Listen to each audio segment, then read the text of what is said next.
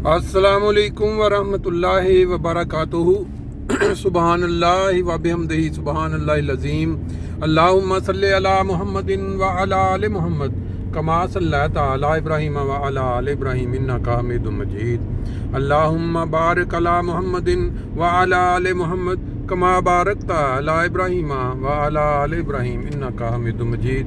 दोस्तों, आज जर्मनी के अंदर 23वां रोज़ा है रमज़ान 2022 का। बहुत ही अच्छा मौसम, सुबह फजर की नमाज से कबल जो आसमान है साफ़ नज़र आ रहा है कि आज बारिश के इम्कान नहीं है।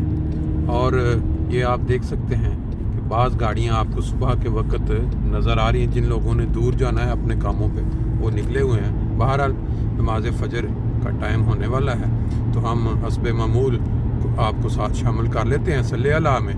और फिर आज का बहुत ही एक इम्पॉर्टेंट टॉपिक है जिसके ऊपर इंशाल्लाह हम गुफ्तगू करेंगे यहाँ जर्मनी के जो मुतल्लिका अशख़ास हैं इस शोबे से। सल्ले अला नबीना सल्ले अला मुहम्मदिन सल्ले अला हबीबना सल्ले अला मुहम्मदिन सल्ले अला करीमना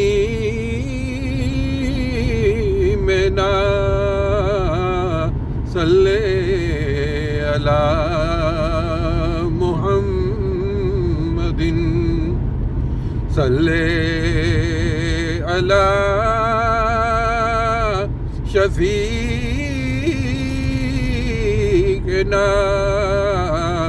सल्ले अला मुहम्मदिन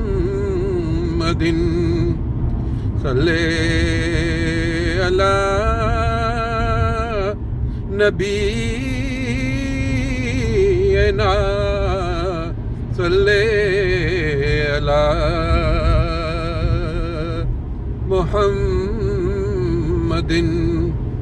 सल्ले अला हबीबना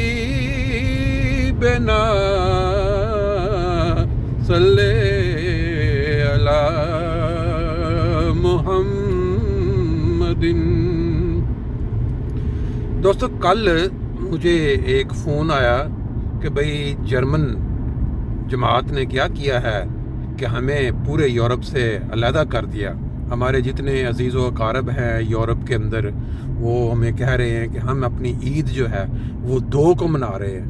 और हर साल की तरह जहाँ यूरोप में बसने वाले बाद दूसरे मुसलमान मुख्तलिफ़ ममालिक से, जैसे अफ़गानिस्तान या तुर्किश मुसलमान हैं या मराकश मुसलमान हैं और अहले तशय्यी हैं मुख्तलिफ़ ममालिक से, उनका जो ईद का दिन होता है वो हमारा अमूमन ये है कि डिफरेंट जो दिन हैं वो बन जाते हैं हर साल।